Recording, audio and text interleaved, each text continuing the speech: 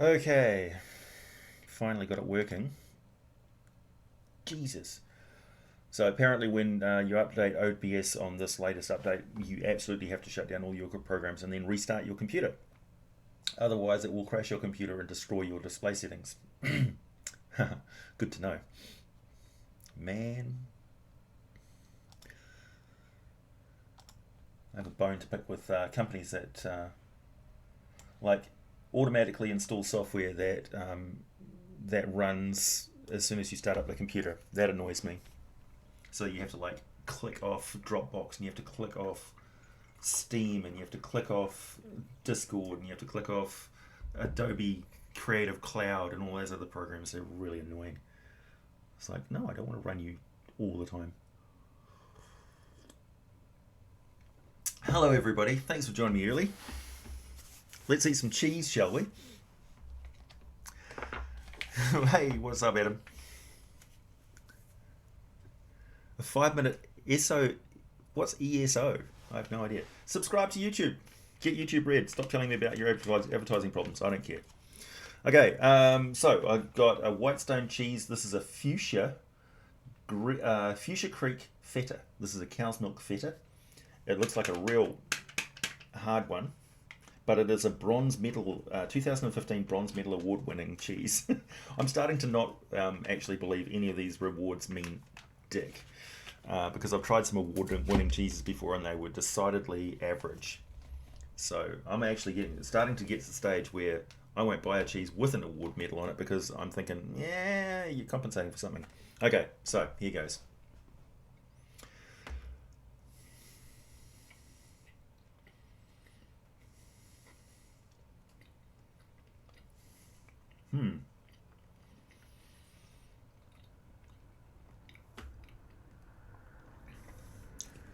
Not bad. It's not very salty. Not as salty as you'd normally expect with a feta. Oh, it's got a really nice aftertaste. It's quite a mature sort of tasting cheese, actually. That's real nice. That'd go really well on a salad. Good. Hey, Blue Mountains game. Hey, Alexander, Michael, Kick-Ass Duke, Voltitsa, Seymour Butts, nice to see you. Thanks for sticking around. Ugly Weirdo, nice to see you. Jason, Emiliano,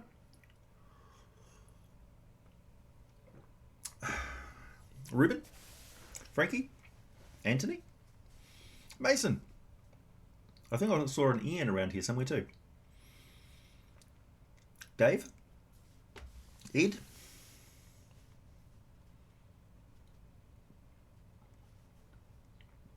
right. Oh, thanks, Dave.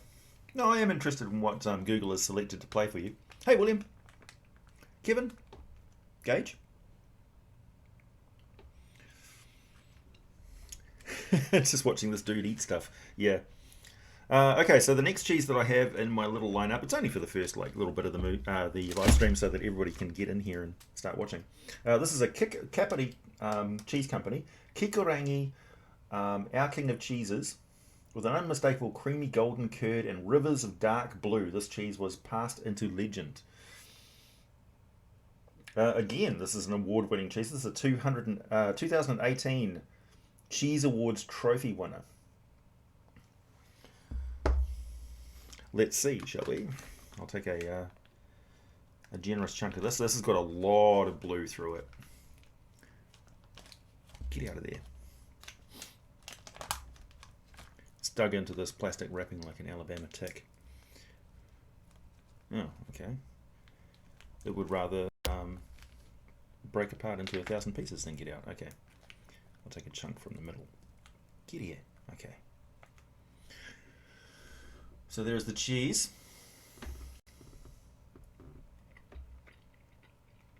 Hey, thanks, Oakley.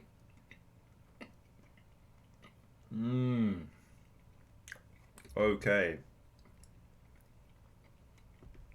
Damn. That is a really nice cheese. Creamy. Just a great balance of flavors. Smooth.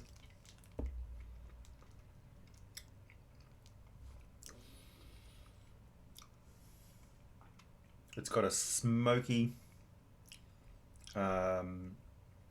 mild aftertaste.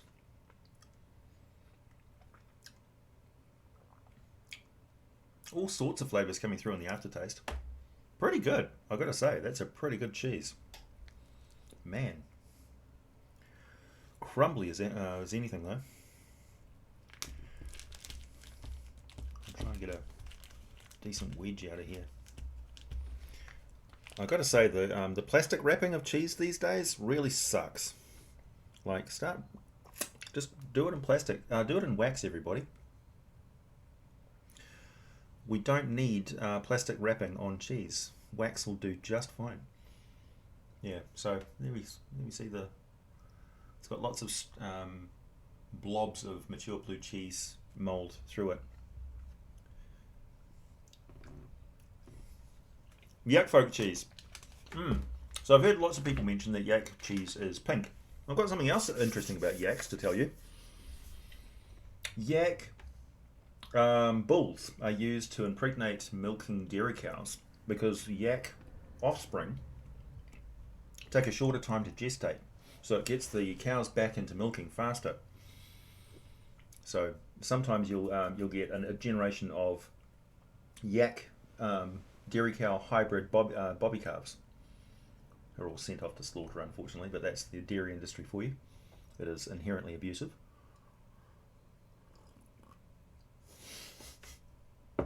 Thanks, Charles. We are in the midst of the cheese.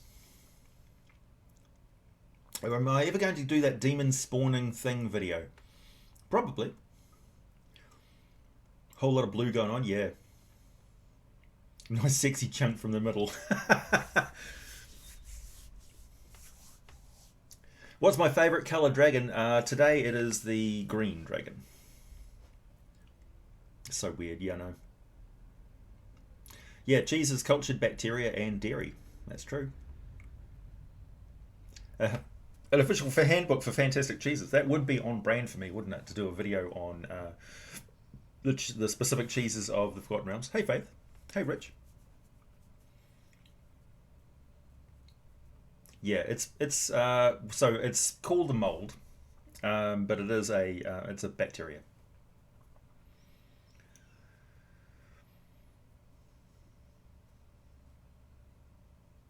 James, I used to get King Island cheese and yogurt. It was still the best dairy I've tasted to this day. I can't find it anywhere nowadays, though, and I wonder what happened to it. Yeah, much like I wonder what happened to Patron Blades. It just disappeared. So, I wondered why I stopped getting any payments. I thought it was just because nobody was buying any, subscribing to the Patron Blades anymore. And then I discovered that the website is completely gone and they're not responding to any queries I have. So the company's just vanished. So bye-bye, Patron Blades. Unfortunately, it was good while you went. And I'm going to really miss those razors, man. Going to have to find some off-the-shelf razors now.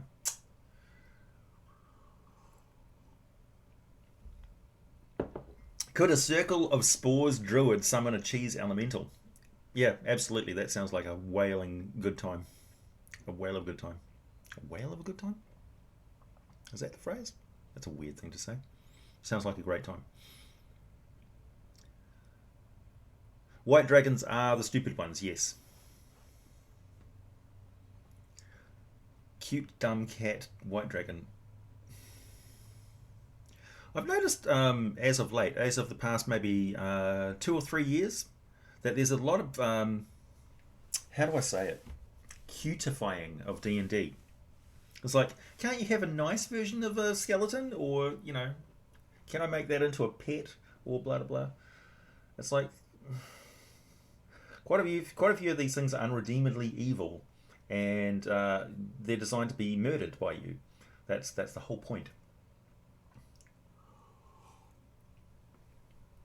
And on the other hand, we've got the edgelords who want to play like an Oni player character, or, you know, that sort of thing. I want to be a monstrous player character, and then they're upset when all the villagers murder them. It's like, yeah, that's what they do, because they've been victimized for thousands of years by these things. It took, you know, a stack of books this big for everybody to start accepting one drow. A whale of a time. Yeah. I suppose whales have a pretty good time, unless they're getting skewered by Norwegians. The drow could make cheese, yep. There's not a lot. Well, there's the Rothay. The Rothay are a yak-like cattle which can live underground. So, yeah.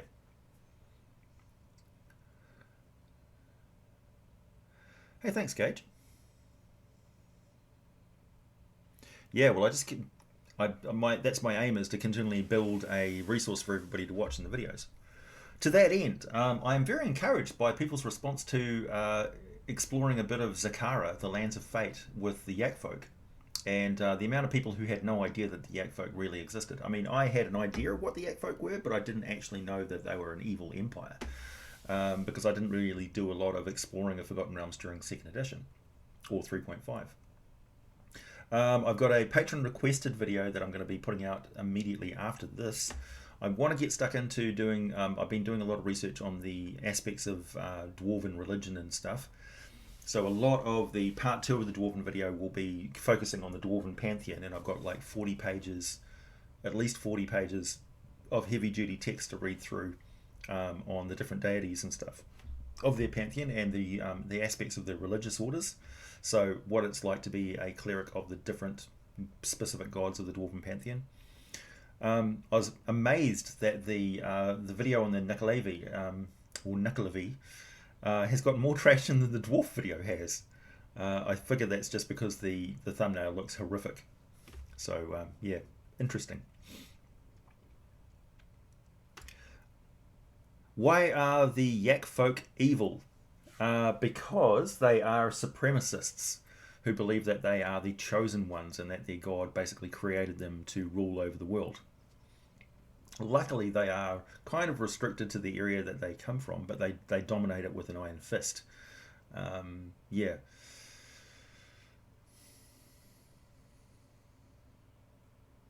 Yeah.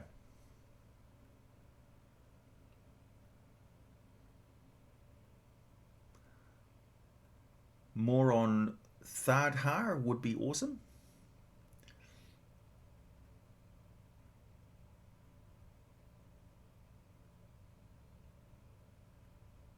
Say no to human cheese. Interestingly enough, back in 2015, there was a store that opened up in New York City, which was called, what was it called? She Cheese or something like that, or She Works, or Female Girl Lady Works, or something, which had a range of human cheeses that were on sale. Because basically, in big cities like that, some nursing mothers sell their milk on an open market sort of thing for people who don't have time to nurse. And so they can get natural milk from other mothers, which is an industry, I suppose. And somebody basically bought human milk and made cheese out of it. She said herself that she was kind of amazed that so many people were interested and actually ate it. She didn't think they would. Yeah, I know. We had this discussion many times at my former job, which is a genetics lab for the dairy industry mainly. And we had this discussion about why human beings think it's so weird to eat the cheese or drink the milk of another human being, when we normalize the idea of taking the milk from another creature. Like, for instance, if you said, that's cat milk that you're drinking, people will be like, what? But I mean, why is cow milk so accepted? And you say, hey Ian, and then the whole idea of drinking the milk of another human being is so abhorrent to people, so weird. But yeah, the people who ate the cheese said, no, it just tastes like cheese, it just tastes like ordinary cheese.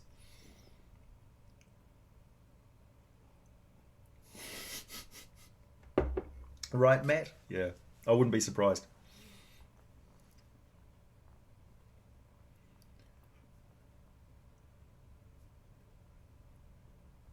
Your first pink contest?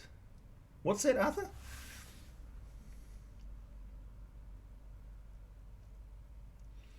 How much do you think people would pay for human milk cheese? That would be an entire industry. Yeah, human cheese is very expensive because the milk sells for something like $2.50 per what's the it's an American measurement of liquid size, but it's really expensive compared to ordinary milk. So making cheese takes a lot of milk, and the milk solids in human milk are. It's kind of weird because the first milk that comes out is quite watery, and then the sort of the second half of the expression is more milk solids. So human babies require a lot of hydration. So the first milk that they get is very watery, and then it gets sort of thicker and more nutritious. So they get a drink and a meal kind of thing.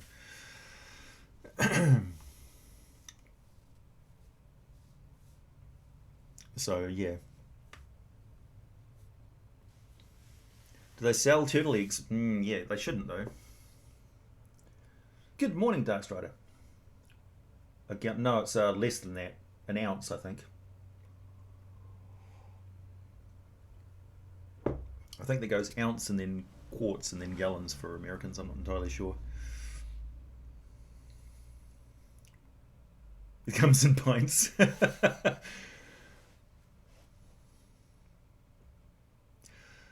Video on the area of Saqqara. So Saqqara is a massive continent. It's mostly deserts. It's very much themed on the sort of Arabian Nights type thing. So there's lots of deserts and nomadic tribes and things, and sultans and sultanates and the port cities and things. It's called the Lands of Fate because it's chock full of genies and stuff, and there's lots of magical, mystical stuff that goes on there.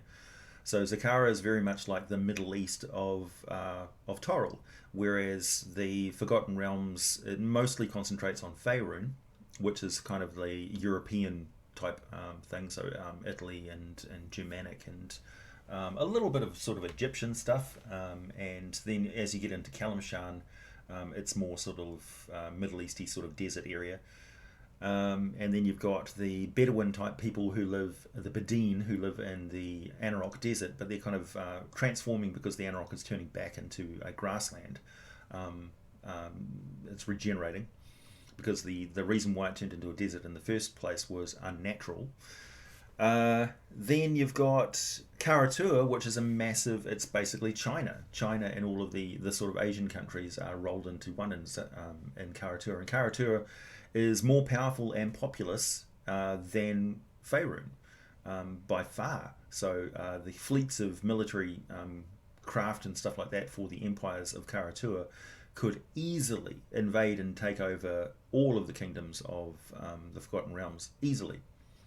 So yeah, massive civilization. So really, it's kind of if you look at the entire massive continental area with all those different countries. Oh, then of course you've got the Horde Lands, which is a massive plains, which is basically Mongolia, with lots of mysterious stuff in there too. And that's got an entirely different sort of Arctic zone, which goes up through this frozen forest and stuff. Well, Dave, that's traditions. So the subject of today's stream is the dragon's eye. So the dragon's eye refers to dragons flying high up in the sky and seeing the entirety of the land down below them. So it's very much in keeping with people asking me about the wider world of Toril. The fact that I posted a rotating sphere global GIF of Faerun. So what I plan on doing, maybe not this week, but probably next week, is a grand tour of Toril as a world and what all the different continents and islands and countries and stuff are, as I sort of move around that rotating map and I'll highlight all the different places. So yeah, just to give you a grand overview of what the world of Toril is and what a small chunk of it, like a satellite, yeah, what a small chunk of it that Faerun really is, and the Sword Coast is an even tinier chunk of it. But because of the world that it is and the perspective of the people who live there, most of the people who live on the Sword Coast have no awareness of what the geography of Thay or Mulholland is, or even the fact that there is a Karatua. They've heard about Karatua. They know about the silks and the spices and things which come from there, which are extremely expensive because of the distance they have to travel. Many of them don't know anything about Saqqara. Many of them don't know anything about the any of the continents off the shore. So they don't know anything about Maztica. They don't know anything about Ankara or Aussie. Like the continent of Aussie is the size of Australia. It's very much the Australia of the Forgotten Realms, but nobody knows anything about it. There's only been one NPC character in a story, I think, that came from there, and they didn't talk about it at all. The Rocksire, yeah. What was my favourite D&D character? Probably the Scion that I had, but I'm also it's usually whatever my last character was. Like I had a gnome in my last game with Ian, in fact, who was pretty good.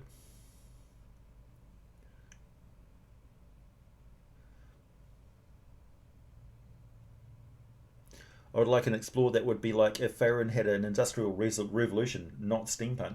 Well, one of the interesting things is in the novel that I'm reading at the moment, which is the one where Drista Uden basically goes and becomes a pirate for a while, or not a pirate, a privateer. At the start of the novel, anyway, they encounter smoke powder in the form of cannons on ships which are firing at them. So it's very much cannons are canonical of Dungeons and Dragons. So there is gunpowder in Forgotten Realms in the current timeline. And that is produced almost entirely by the priesthood of Gond on the islands of Lantern. And R.A. Salvatore obviously he kind of puts like an unveiled political message in there that he's not happy with it because of the sheer destruction that such unleashed power in the hands of unskilled people can produce.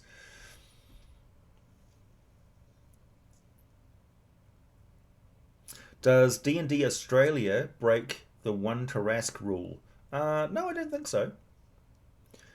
And I don't think the one Tarrasque thing is a rule per se.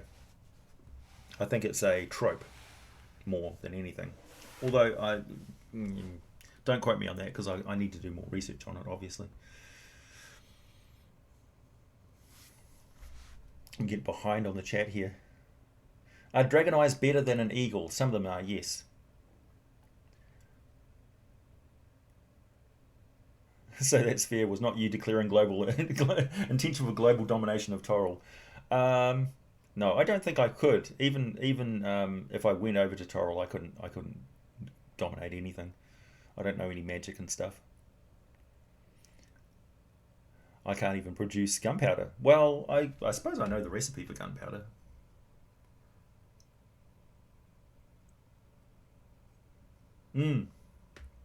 Captain Dudamont and the Sea Sprite. That's right. Hail up top. Hey Loki. Hey Matt. No Matt, I haven't checked out the Chimera video because I've got a lot of things on my plate. I ain't got time to go surfing through YouTube unless it's purely like. Imagine that I spend all my days like poring over D&D stuff, and I've done videos and research on the Chimera before, and also if I want to go and look at the historical incidents of a monster from mythology, real world mythology, I usually head over and watch a video by Arthur Kadawa, who does fantastic real world ecology sort of stuff and mythology and all of the story about movie monsters and monsters from mythology. There's the reason why he's a monster channel. Yeah. So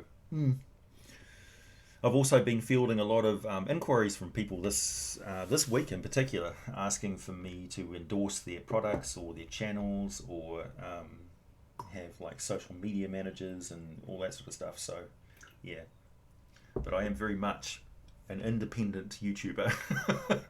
I only endorse things and promote things to you if I think they're good.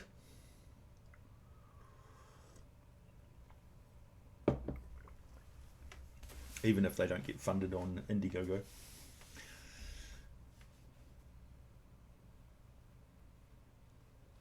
Oh, really, Ian? Interesting.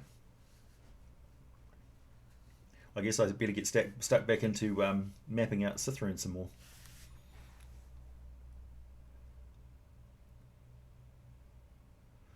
Also, dragons and knowing names and the power it holds. Oh, yeah, so the The whole true name thing is something that I should probably cover in a future video as well.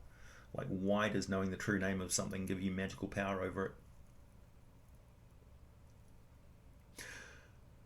Forgotten Realms edition of Risk. I'd be into that, Dracos. So Yak folk were made from a demigod Dao who won control of other Dao, but they have sacrifices for all four elements.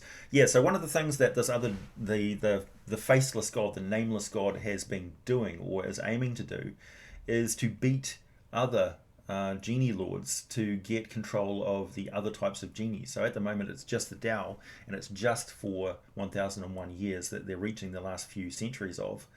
But he wants to do it again with other genie types to give his chosen people supreme control over other types of genies.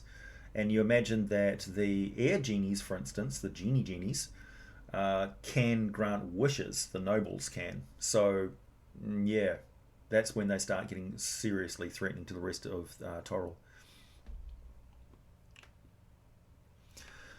So what I'm going to be doing is I'm going to be looking at some Kobold Press's books. So you know that I've got to get stuck into the Kobold Press's Tome of Beasts and Creature Codex and start bringing you videos about those. Some of the monsters from the Tome of Horrors. I didn't actually, the Nuckelavee didn't include the Tome of Horrors version of the Nuckelavee because I didn't think the Tome of Horrors version was accurate to the lore of the monster. It had nothing to do with the sea whatsoever, and the Nuckelavee is very, very much about the sea. I thought that was a huge oversight on their part. The monster listing was fine, but it depicted it as an aberrant forest encounter, which doesn't make any sense, really, if you look at the lore of the creature. And I like to stick pretty much to the lore of creatures, their mythology and stuff. Yeah, the Marashi video is the one that I'm going to be producing this week. That's the patron request one for you, Kick-Ass Duke. I was just researching that last night. And to give you some example, here's the monster listing from the Creature Compendium, annual compendium. And this is the monster listing for the Marashi from the 3.5 second monster manual of 3.5 edition. So, I'm on it, dude. One of the problems there is that there's hardly any artwork of these creatures whatsoever. There's like 5 pictures of them that I've found. So I'm gonna have to get a little bit creative and talk about and like have lots of planner pictures interspersed in there. It's probably only going to be like a 10-minute video though, because they're pretty much what they are. There's a little bit of lore and history for them where they have been involved, but they're mostly as a servant species. One of the more interesting things about them is how they reproduce, which is something I'm going to cover in the video.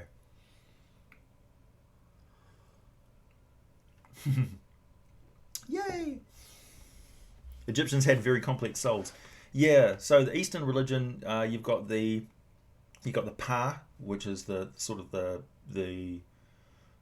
you've got the earthly soul, you've got the celestial reincarnating soul, you've got your body, you've got Dharma and Karma sort of thing. So it's developed over time a little bit. Yeah. Eastern religions.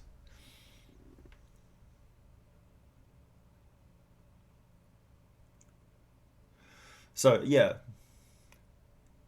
if one knows the true name of a thing, they can change its nature, erase it from experience, or completely dominate it. Yeah, so I guess it's a divine sort of thing, knowing the true name of something. Yeah, depending on how much power the true name has in your campaign, obviously. Yeah, very much so. Logomancy, the magic of true name. In ancient Egyptian mythology, the Ren, one of the 6 parts of the human soul, is the true name. Oh, interesting. Good to know. The rule of contagion.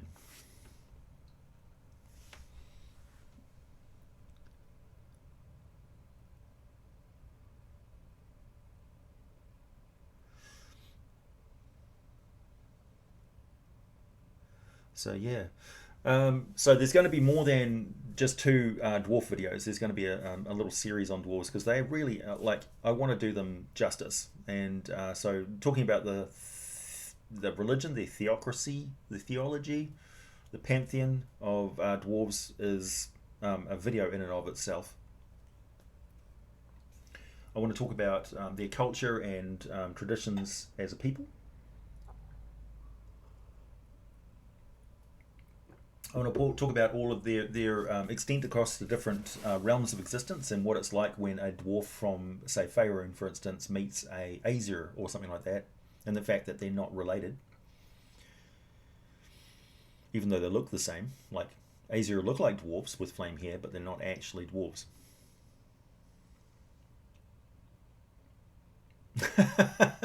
Nice one. Is possession 9/10 of the law? Is demon possession lawful? No. Also, I've got my first remake video coming up, which is Angels. I'm going to be making some videos on Angels as well, because I've got a lot of info to cover. Like, compared to what the original video on Angels was, this one's going to be, it's going to knock your socks off.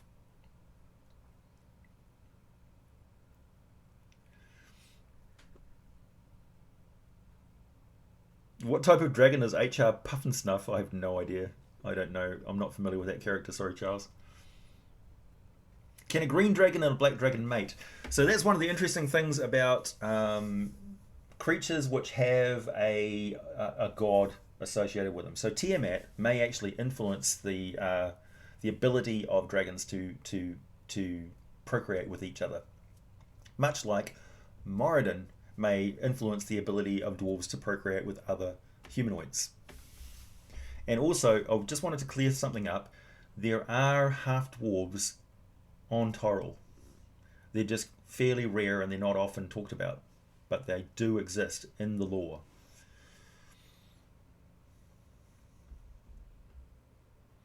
Any particular favourite gods of the Dwarven pantheon? I do like just general Moradin, right? So I'm a Palor Moradin type of person because in my heart, I like playing lawful paladin type clerics and stuff. I like them having a very clear objective and course of action and stuff, and being fairly predictable in what they do. It's like it's easy to roleplay them that way. It's good being so black and white in the world of D&D.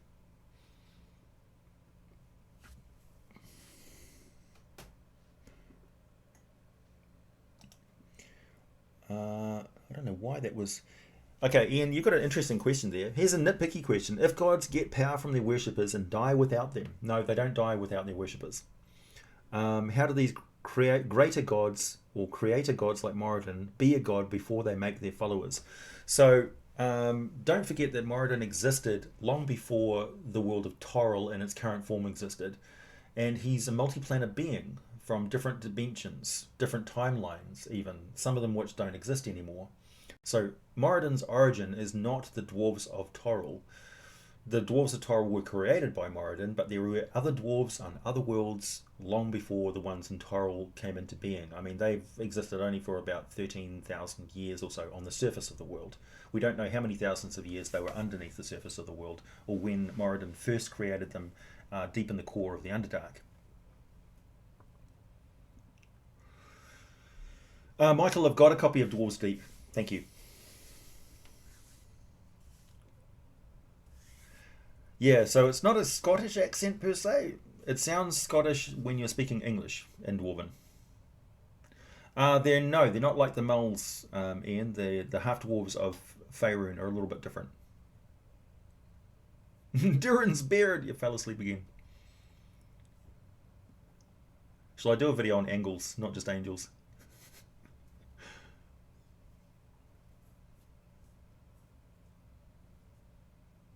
Yeah, the original Angels video wasn't even 10 minutes. I know that some people want me to keep that video around for nostalgia reasons, but it needs to be renamed and put in the locker. I'll put it in a storage container somewhere. A dusty box up on the shelf. The box of shame. Because the audio on that is really bad. Currently there's no human creator god. It might be like Erathis was one of the gods. There's like some lore for 4th edition posits that Asmodeus had a twin that was a creator god of mortal humans. So yeah, but for the most part, no, not really. It could be that humans are actually a crossbreed. Northeastern European accent. I don't know why. Yeah. So when you're speaking Dwarvish, like if you read Dwarvish and you speak the Dwarvish language, it sounds Turkish in a way. It's got a very rolly R and harsh consonants and K's and R's and stuff in it. Rolling R's. Like it's supposed to be Moradin, not Moradin, like I say. Moradin. Moradin. So that sounds Scottish, but it's not actually Scottish. Do dwarves still get a bonus for hitting orcs and trolls and stuff? No, not automatically, Ed. They don't. The playlist of shame, yeah.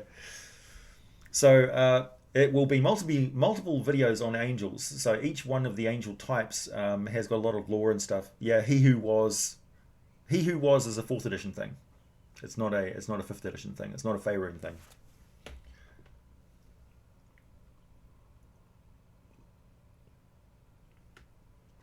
Dragon Turtle again. That's 4th edition. The idea that Asmodeus served the human creator god and then destroyed him, and that his realm became Bartor. That's not the canon of 5th edition. What about humans being a crossbreed between high elves and mountain dwarves? Yeah, maybe. It fits, doesn't it? I mean, they look like the middle ground between the two races. So why not? Could it be that simple? Yeah, maybe. Of course, the problem is that humans have been around on the world of Toril, on the surface of Toril, longer than the dwarves have been on the surface of Toril. So there's no possible way, short of, say, when Moradin first placed dwarves on the world of Toril, maybe the Darrow went to the surface before the dwarves did, and one of the Darrow ended up crossbreeding with a high elf, and that became the first human. Who knows? But humans have been around on the world of Toril for a very long time, since the Age of Thunder. So yeah, but we don't know exactly when they sort of started on the world of Toril. I guess really I've got to make video on humans of Toril at some point as well, but that's even more in depth.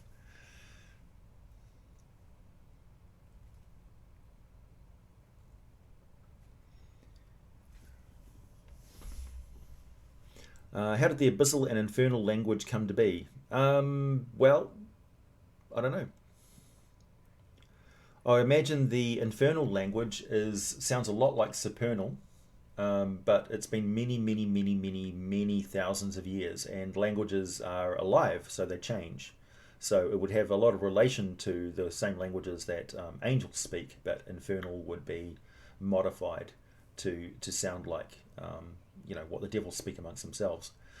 As for abyssal, it's described as almost not even sounding like a language. It sounds like snarling dogs, clanking chains, scratching claws, and things like that. So that is an alien language that has been around for many millions of years, with its own sort of structure and sentences and things. So abyssal sounds really weird. It sounds horrible. It sounds like somebody having some sort of an attack.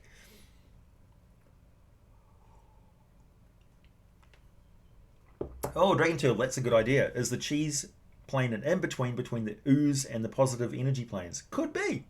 So it's an ooze that's nourishing. Yeah, that makes sense.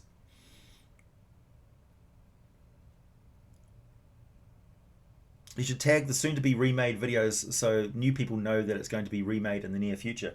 Well, about the best I can do is post all of the 76 videos that I'm going to remake on the community tab, and people can check them off as they go. It's probably the easiest. Or just surprise people. That way I'm not really locked into doing things in an orderly fashion, because at heart I'm a fairly creative, chaotic person.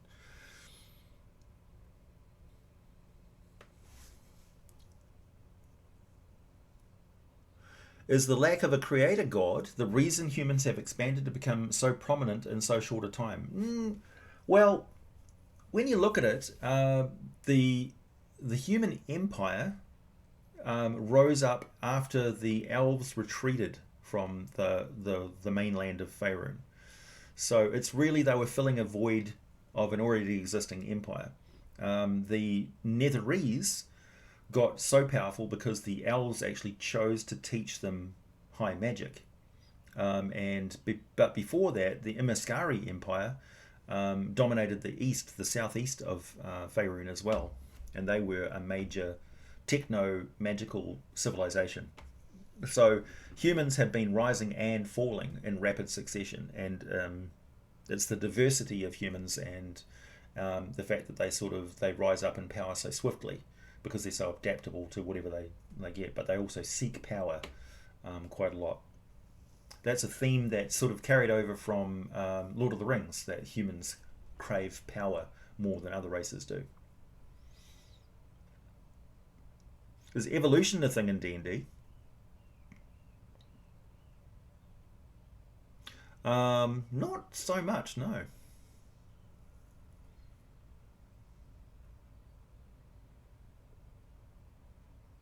Hobgoblins had their own pantheon, the Goblinoid pantheon, but Maglubliet is a foreign entity god that has taken over their pantheon. So that's up for question. That's wondering as well. The Age of Thunder, yeah. So the Holocene and Anthropocene and all that sort of stuff doesn't really apply in Toril. So it's a fantasy world, right? So we can't. There's no correlation between evolution and Earth ages of history and stuff. The history of civilized races on the world of Toril is epically longer than the history of civilized races on Earth, or civilized race, us. And the evolution of those species is just divine placement and stuff like that. It's kind of weird. And also, can you please cut the cheese? And also, there's been the fact that gods in Forgotten Realms have gone back in time and changed timelines and reconfigured the world multiple times. So some species exist there which have no logical reason for existing anymore. It's like they've just been transplanted out of nowhere because the original world that they evolved on disappeared, and they still remain.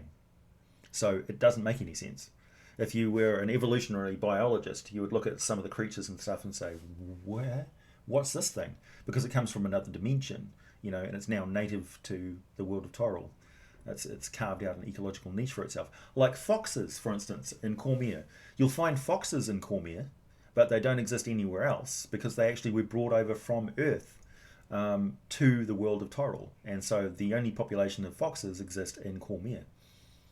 So we'd take it for granted, like, oh, there's a fox. And somebody from Calimshan would go, what's that strange dog-cat thing?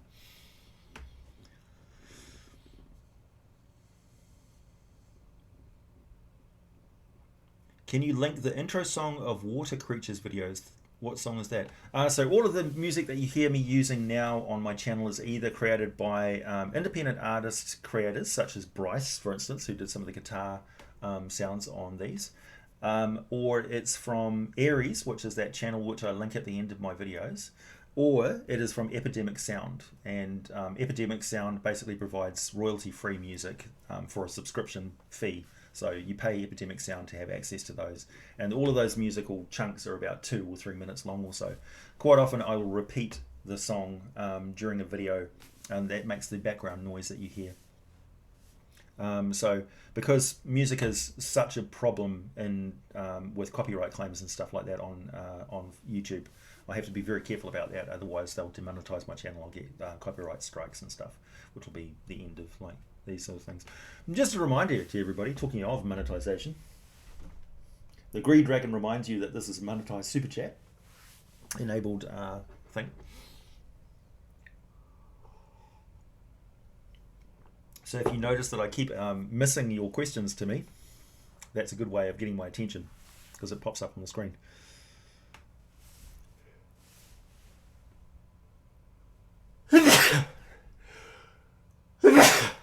Excuse me. It is the first, we've just passed the first day of winter here in New Zealand, and we've got a low pressure zone the size of Australia passing over us right now. So the weather is kind of weird.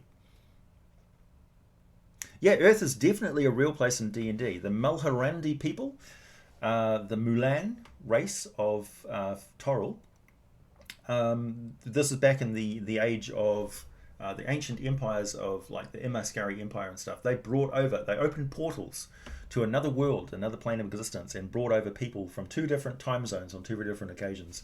One was the ancient Babylonian Mesopotamian people, and the next was the Egyptian people that they brought over en masse, and they formed a slave stock that bred together and formed the Mulan people. And the Unther pantheon is the Egyptian pantheon that came over. Hey, thanks, James. Oh, no question, just a donation. Thank you. So yeah, it's definitely a real place, and that's how we established the time differential between Earth and Toril. Thanks, Kick-Ass Duke. Can we get my super chat from last week here? Oh, Kick-Ass Duke, yeah. What was your question about? I can't remember.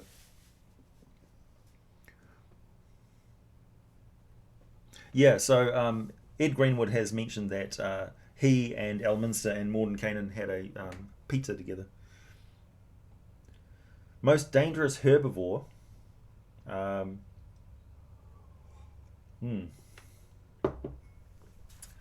question. Probably something like a Titanothere.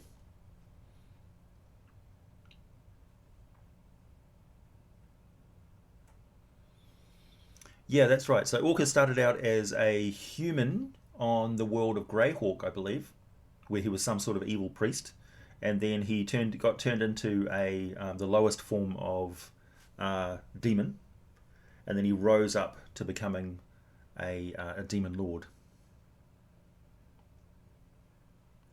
Yeah, the Lord of Cats is trippy as a monster. I never really got the Cat Lords thing. Oh, hippopotamus, yeah. Absolutely, you're correct. Hippopotamus is the most dangerous herbivore. For sure. Thanks, everybody, blessing me for my sneeze. Yeah, so Earth is definitely a real place in D&D, so you can travel to Earth.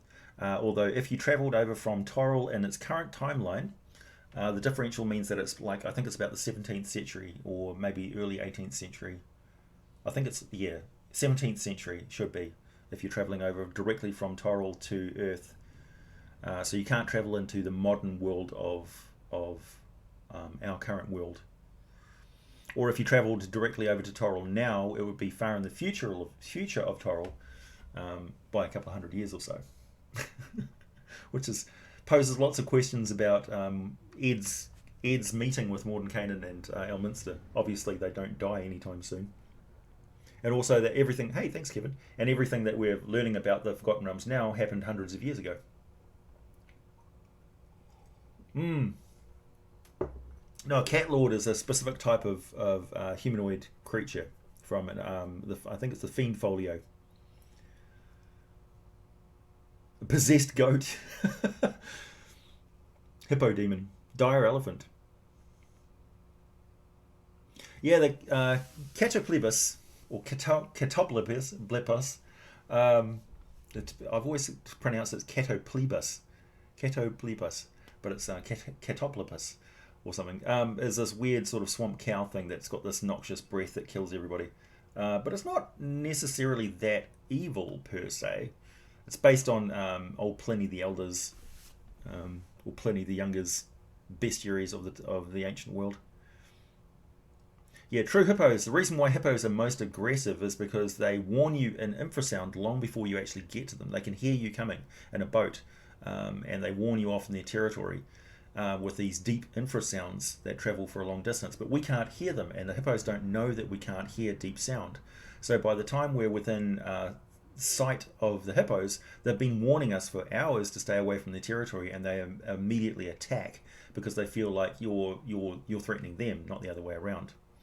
And of course, they're big lumbering creatures with massive jaws and huge big tusks, so they have a propensity to kill people on a very regular basis. They're one of the most dangerous creatures in Africa. Does Orcus hate hippos? No, I would imagine Orcus doesn't have any problem with hippos. An undead hippo, a zombie hippo, would be a terrifying beastie. Use the gate spell to summon Putin Tsar Russia Tsar, what is it called? Tsar Bomber or something? The Tsar Bomb? There's bigger bombs than that now these days.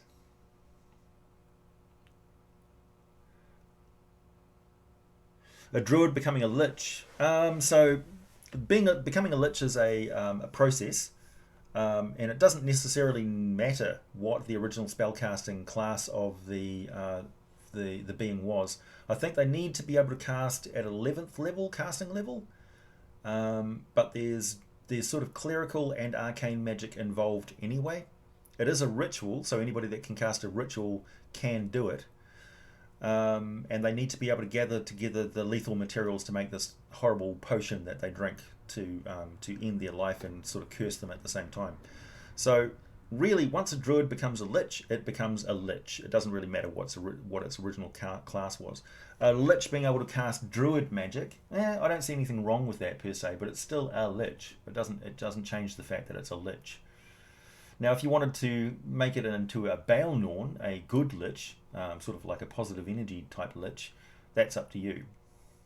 That's elven tradition, so it would be a different type of ritual that you would learn from ancient elven high magic. And don't forget that it takes many to tango. To make elven high magic involves groups of spellcasters working together. It's not something that you do by yourself. And quite often the reason why their magic is so powerful is because it involves personal sacrifice by the people who are actually casting the spells. In the case of the Lich, obviously the sacrifice is the spellcaster itself. But in the case of high magic, quite often, like good example is Cadaly, the priest of Denier. So he's sacrificed his immortal soul to continually patrol around and contain some great evil on the world of Toril.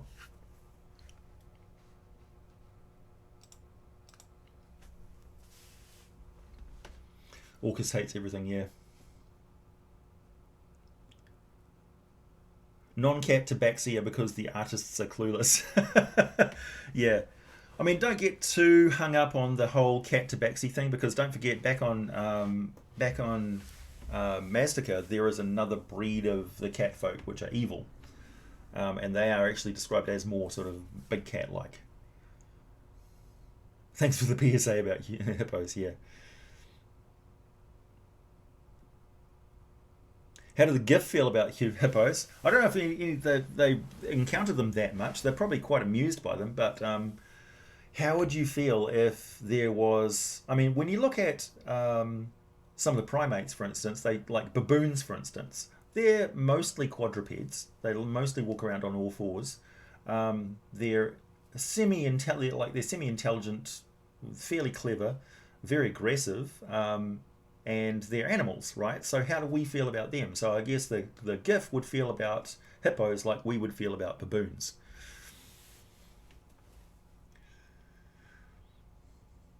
Yeah, poor eyesight, good hearing. I don't imagine they've got a fantastic sense of smell.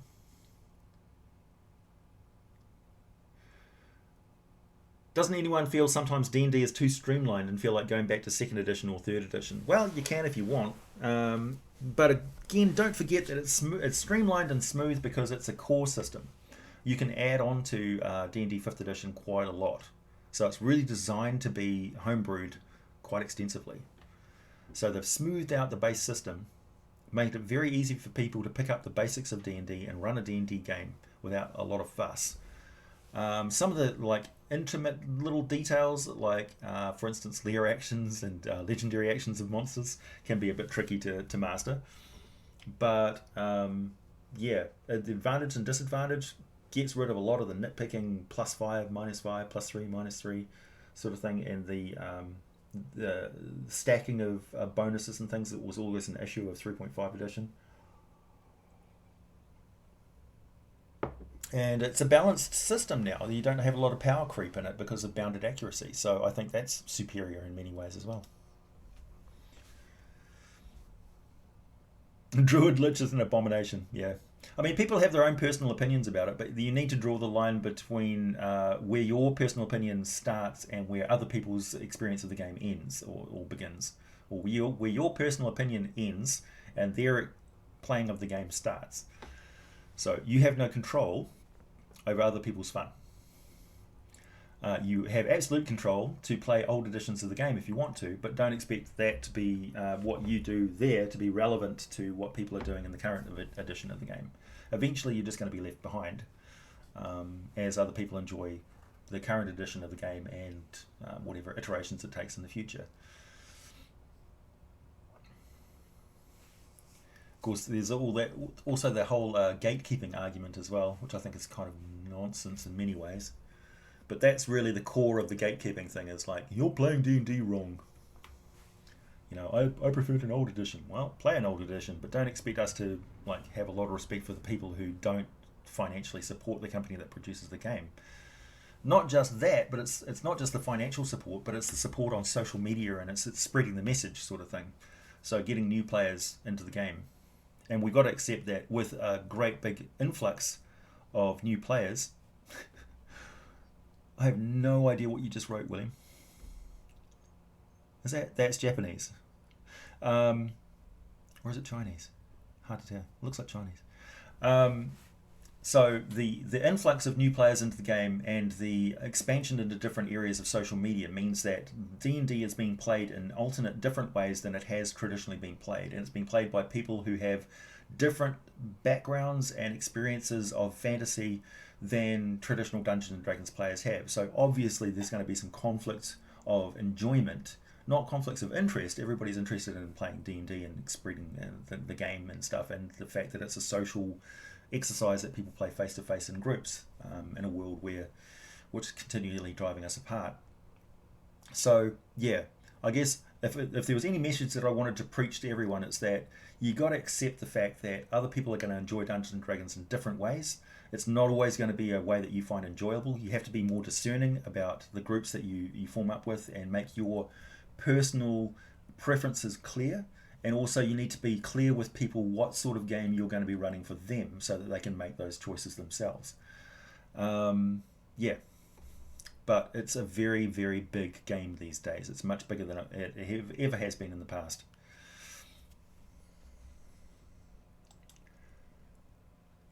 How do I kick ass with a single monster in the encounter in 5th edition? So you really need to focus on the lair and the environment as an aspect of the encounter. Also, you need to build up to those encounters to make it more interesting for the players. And you need to give the monster more sort of longevity, because if it just goes up against a group of player characters, then they're going to kill it pretty quickly. Yeah, so it's a balancing act, but really it comes down to vibe, feel. Grandpa Orcus.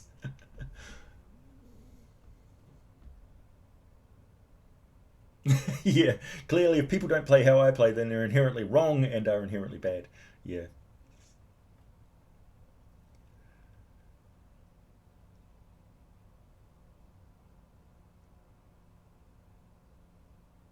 Do you have any details on rituals that make half dragons or other creative creatures' body parts that can be rendered into mutagenic compounds like troll serum? No, I don't, Mason, but I'd like to. How much do the animal folk, lizard folk, tabaxi, dragonborn, etc., act like those animals? For instance, will a tabaxi find it normal to lick its arm clean if it spills its drink? That, again, it's not really covered in the lore, so that really comes down to personal player preference. If you want to play that way at the table, that's entirely up to you. Personally, I don't have tabaxi cleaning their fur because they're built like a humanoid, so humanoids don't have the flexibility, for instance, to lick their lower back, you know. So what are you going to say, that the tabaxi has a filthy back, you know?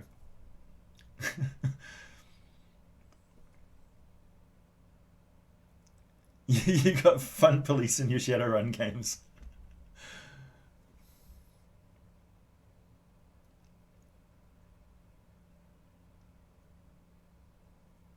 Kickass Duke, can you copy paste your old question? Honestly, it'll be faster for me to go and find it in the old stream. Actually, maybe it's on Facebook, because Ian did faithfully deliver that question to me. I just got to go and find it.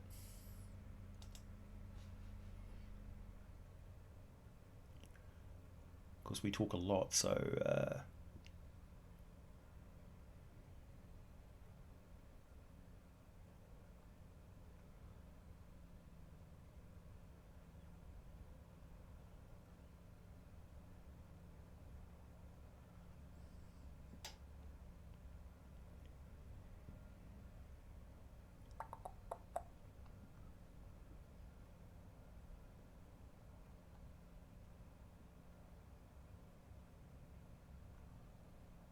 it's too long ago.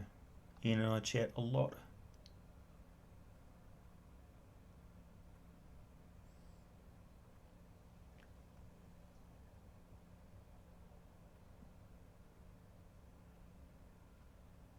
Oh, there it is. How do you DM a campaign with random PCs? Players' backgrounds tend to be a focus for me. Summary, tips, inspirations. So how do I? So there you go. I found it. How do I run a campaign for random people who are just sort of starting up and playing the game? Like if you're at a convention or something like that, and you haven't got pre-made characters, and people sit down and go, "Here's my character that I want to play." So first of all, you sit down and you analyze and look at those characters and how they would possibly interact, and modify your world to come up with links and backgrounds and stuff like that which tie them into the world. When you're describing things like doing skill checks and stuff like that, do it as a what do you call it, a cutscene to the past, where you're describing back when you were studying in the monastery of blah. You opened up a dusty book by a scribe known as blah blah blah, and you read this passage. Or back in the day when you were in the blacksmith, and you were practicing with you were apprenticing to a master blacksmith who happens to be like a dwarf or something. That's where you learn this technique with an axe, which manages to save you things. So you tie them into the story as you're narrating their character just interacting with the world. So you're talking about their character's memories and how it ties into what they're doing right now. So their past informs their future, and at the same time ties them into the game. At the same time, your encounters are sort of floating set pieces which you can plonk down into the adventure wherever it needs to be. So the story progresses, and where it reaches a point where, okay, the encounter needs to happen here. This is why, well, like for instance, Runehammer, Hank's system for index card D&D is really good, because it eliminates the whole boring bit of having to cover the distance between point A and point B. So encounter A and encounter B, and you throw sort of obstacles in between there. The moment that becomes really tired and boring, your game is going to start to stall. So get it into your head that you can skip ahead, and you can place encounters in different places around your adventure, depending on the narrative more than the process. So the world is up to you. You can you're not really railroading people into those encounters, but you're placing those encounters down as set pieces because you have planned and are prepared for running them, and you can modify them along the way. So really, it's like, it's like a flow chart moving from this encounter here, establishes all these things here, gives the equipment which allows you to best the monster here and to uncover the secret here, and it drives the story forward. And this is kind of like the narrative thing that everybody sort of accepts as the trope of Dungeons and Dragons. There are encounters, there are fights, there are puzzles, and there's non-player characters that they need to interact with. The other thing you can do is you can provide something like a storyteller, or a seer, or a prophet, or a tarot reader, or a tarot card reader, or a palm reader, or a tea leaf reader, or a druid who is like opening up the entrails of a monster and examining their future, and he sees things like, there will be a great threat to your existence after you see the moon rise over the red flag, a red pennant fluttering on a tower somewhere, a broken tower. And then as the game progresses, you uncover the fact that, in this particular place there is a red tower with a red rag which is fluttering outside of a window. And then like, this must be the place where the encounter happens. Sure enough. So you prepare them for the fact that they're on the right track.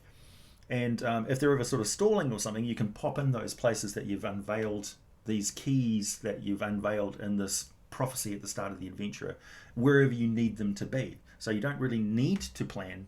You just scatter those things in there. Then you make notes of them during the session, and it doesn't really matter what the backgrounds and stuff of the characters are. They're tied into the story. The other problem is, like, if you've got characters which have no reason for being there, no ties to anybody, no reason why their character would adventure with those other people in that group. It's okay to say, "Have you got anything else?" You know, you've got no. I don't see any reason why your character would be with them. Can you explain to me why your character is with these people? So that heads them off at the pass from being sort of nihilistic fun dumps, which say, "No, I've got no reason for going into that dungeon and stuff like that. I'm going to stay in the town and harass these people." You say, "Well, that's not really what everybody is here to do. This is an adventure where we're going on this quest to do this thing. That's why it's called the Monsters of the Saltmarsh Swamp."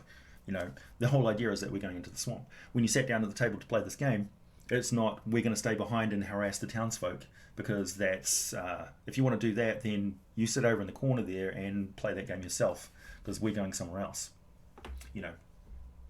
So it's back in the old day of D&D, people just if there was a dungeon there, they went into the dungeon. That was what everybody was there to do. There wasn't really any need to motivate their character to go in there. That's just what they would do. And I think a lot of like modern sort of D&D play has kowtowed to people who seem to feel like it's your job to give their character a reason to just follow the story. It's like, nah, man. Like, either your character follows the story or you're not going to have a good time.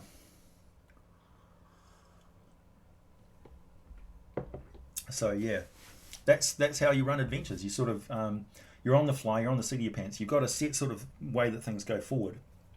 Also, absolutely, if you're running an out of the book adventure, read the adventure before you sit down and start playing it.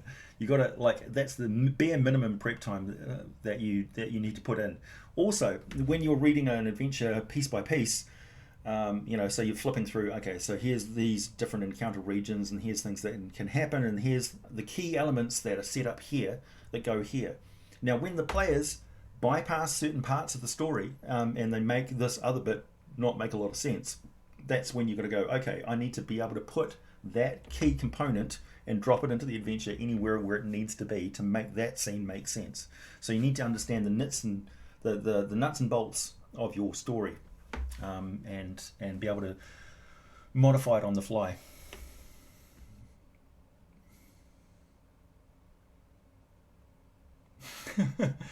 A D&D setting that takes place in the perpetual game of Hungry Hungry Hippos. The balls and are the planets.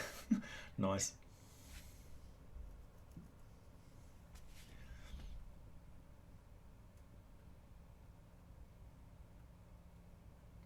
Tabaxi flexibility. Well, that's another question.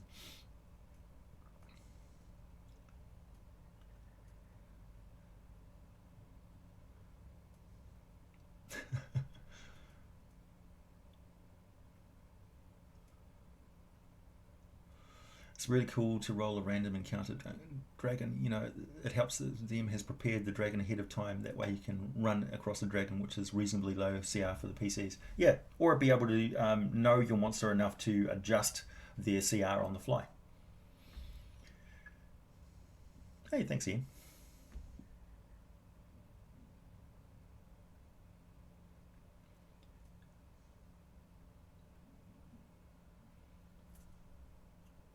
Exactly. The only reason to protect people is, hold on, let me get my list of reasons. Yeah. Shadows close in around you, you're likely to get eaten by a grue. Laying the smack down. Well, not so much. More like it's a social contract. Sitting down at an adventuring table is to actually go on an adventure. Like, if you don't want to, if you're playing a character with the sole and purpose of standing in the way of everybody going on an adventure, it's like, what did you sit down at the table for in the first place?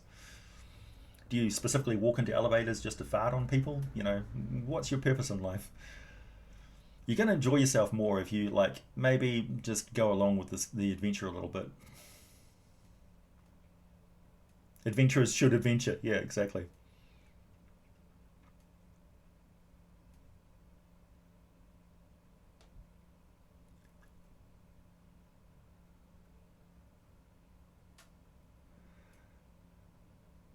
Thanks, Crimson Wolf. What? Your internet is too slow to watch, but YouTube now gives super chats for premium members.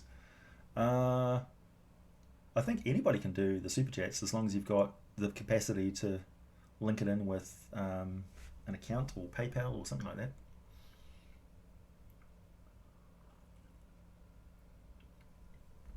Exactly, Matt. Like, it's perfectly fine to have an edgelord type character, but at a certain point you've got to hang up the lone wolf thing and say, well, okay, my character is here to, like, I don't care who you are. If you're a humanoid in Dungeons and Dragons, you've seen time and time again that going out in the wilderness by yourself is going to get you killed 100% of the time. Town guards, the reason why people flock together in villages and whatever is because groups make you powerful in Dungeons and Dragons 5th edition. Any large group of creatures can best a single lone big monster, and that is patently obvious. So, yeah, you could say that your character is very traumatized and has trouble finding ways to interact with people in that group, but they're still going to stick with that group no matter what, because going off on their own lonesome is even more terrifying, because they've seen people getting eaten alive by monsters. Must make a groove for D&D. I was just thinking that, F. Huber.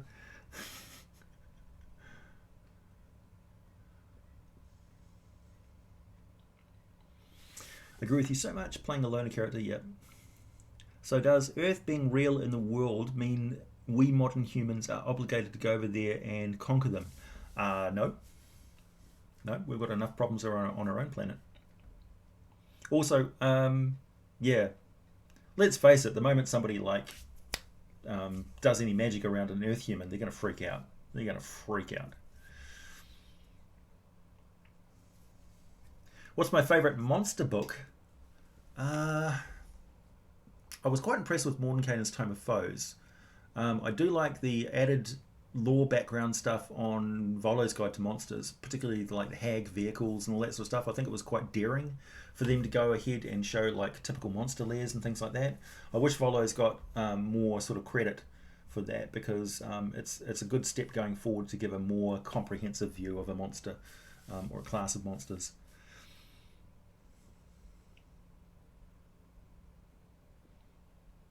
Premium YouTube members get 2 free $1 super chats per month. I did not know that, Kickass Duke. Do I get that as well? I didn't even know. Huh. Amazing. What race makes the best monk? Human, obviously, variant feats. Other than that, I like the idea of dwarven monks and stuff, because they're so sort of lawful anyway. I think it used to be in the past that you had to be lawful to be a monk, or was it you had to be neutral? You had to be neutral to be a druid. You had to be lawful to be a monk, I believe. Could be wrong on that one. It's almost time for me to go, everybody. Would you believe? So if you've got any further questions, now would be the time to get them in. Yeah, action economy is king in 5th edition. Also, working together in a group is also absolutely premium in 5th edition, as it should be.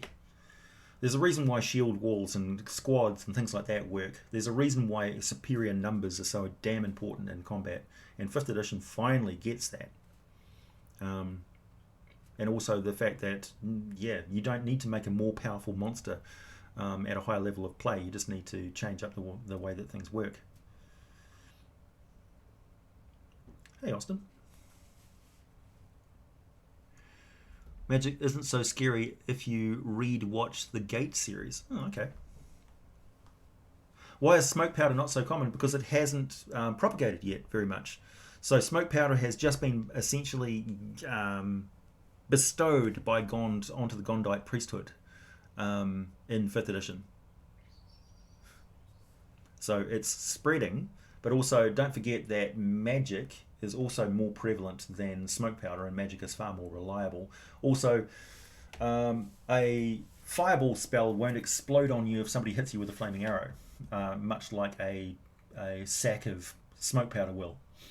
So a lot of times people will go both. They'll have an interesting attitude towards it. Like Drist, for instance, immediately pointed out that there's stacks of smoke powder next to the cannon on a ship and pointed to Canterbury and said, "Fire your magical arrow, your lightning arrow into it," and sure enough, the ship blew up in the fantastic roaring ball of destruction, the likes of which even the mages were shocked by, because they hadn't seen like a fireball that big before. So on the one hand, it's got the potential to be more destructive than magic, and on the other hand, it's got a huge vulnerability to the fact that you need to carry around the smoke powder, which can explode. So yeah, the people of Forgotten Realms have good reason to be resistant to it spreading like wildfire like it did on our world. Dwarven Drunken Master, yeah, perfect combo.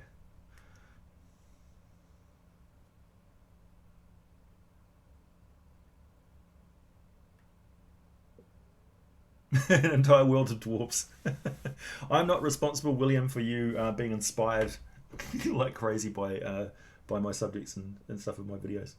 The Thri-kreen, yeah.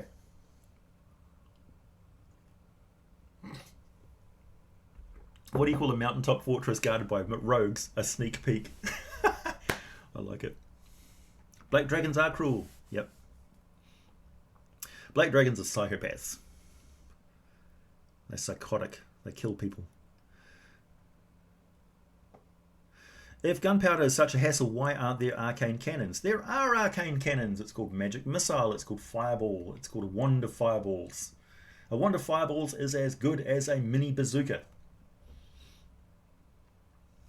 Also, don't forget that magic missile is easily warded off by a brooch, which provides you with shield spell. Hey, thanks, Kick-Ass Duke. Okay, so I've got a couple of questions for my homebrew that I wanted to ask you about on Discord. I'm a patron. How do we summon the AJ God for help like that? Couldn't find a specific channel for that. Come to the Discord, folks. Yeah, okay, so anybody who's a patron, it shows up very clearly for me if you're a patron on the Discord, because you have a special highlighted name thingy on there. Also, you've got a private Discord section for both text chat and for voice chat on Discord as well. So whenever I turn on my computer these days, Discord boots up automatically. It's the first page that I look at. So I tend to check usually like first thing in the morning over here, which will be night time, I think, for you guys over in the States. And I see if there's any message activity on the Discord board. So if any of you Discord members, also anybody on Patreon can message me on Patreon, and I will see those pop up as notifications as well. I get those through email. Other than that, you can actually, anybody can email me directly. My email link is on the About page on Facebook, not Facebook, on YouTube. You can friend request me on Facebook and chat with me that way. I'm quite easy to get hold of, and I'm not shy of answering people's questions and stuff like that. Sometimes, like things that I'll be kind of slow in getting back to you on is if you want me to review any text or anything, because bear in mind, in my job, I read and look through a lot of D&D lore, so I don't have a lot of time to spend to read what you have written, your adventures or your game homebrew or your source book or anything like that. That is the sort of thing that I shy away from. If anybody who sends me an email and just asks me a question about this or that or some monster or something like that, I can usually provide you an answer to that question on the spot and reply to it pretty quickly. If you've got a question about a specific rule or a specific bit of lore, I can get that information for you as well. If you're looking for the location of where in the various books and editions and Dragon magazines where you can find something, I'm very good at searching for that sort of information, so I can give you quick answers that way. So if you need to email me a question about that, feel free. That's about it, really. And of course, patrons, you get to ask me to make videos for you about specific monsters and locations and things, which I've done in the past and I'm quite happy to do. And I try and get onto those as quickly as I can.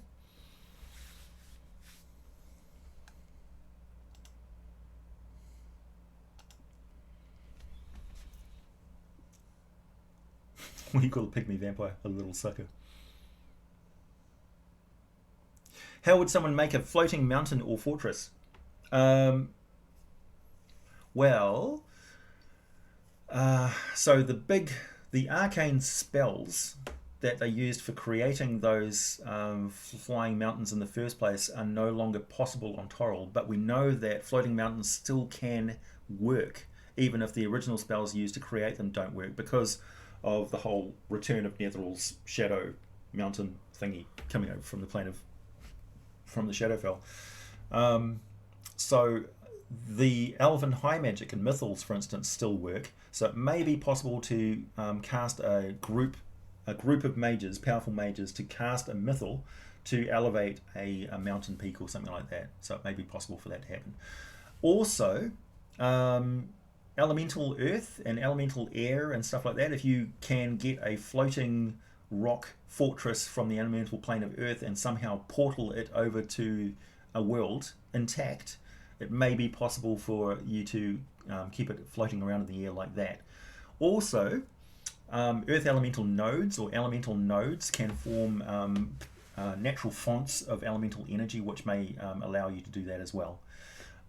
Also, solidified dwarf cloud giant citadels and storm giant citadels and things like that can form basically floating mountaintop fortresses and stuff that you can move around on the world. So yeah, you can co-opt ancient magics of other cultures, you can co-opt elemental power, and you can co-opt rituals and things by other species that you can use to create to emulate the ancient human high magic. There's a giant magnet on the bottom of the mountain, yeah. Alright everybody, thank you for tuning in. Time for me to go. Oh, one last question by James. If you were a lord, what tutors you hire for you? What? If you were a lord, what tutors you hire for your kids? I don't have any children, and I'm unlikely to at this rate. Let's see. I'd probably just teach them how to use the internet and teach them myself, I guess.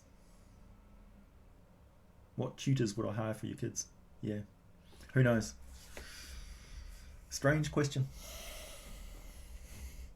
Or what if I was a lord on in Toril? What country would I live in? Good question. Probably the town of Evening Star. Seems nice there. Orchards, nice long winters, good bar, good high quality food, a local mysterious dungeon, nice forest. Bit of a problem with marauding goblins and stuff, but the local lord seems pretty good. Yeah, Evening Star sounds like a good place to live. A D&D lord, a wealthy merchant. What tutors? Probably, let's see. Something like a dwarf, actually. A dwarf tutor would be really good because they take their studies so seriously, and the kid would have a good grounding in martial arts and mechanics, physics. Elminster? No, not Elminster. So I'll be back next week. Baby goats. You live in Waterdeep or Red Larch? Maybe. It's a dangerous place though. Sword Coast is not for the faint of heart.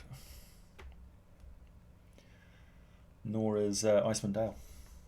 So I'll be back next week, the same time, same channel. Hopefully OBS Studios will work. No more updates. With more cheese. I'm going to enjoy this Kikarangi blue cheese now. Yeah, Dwarf Tutor will probably take their time, for sure. And that's me. Catch you later, everybody.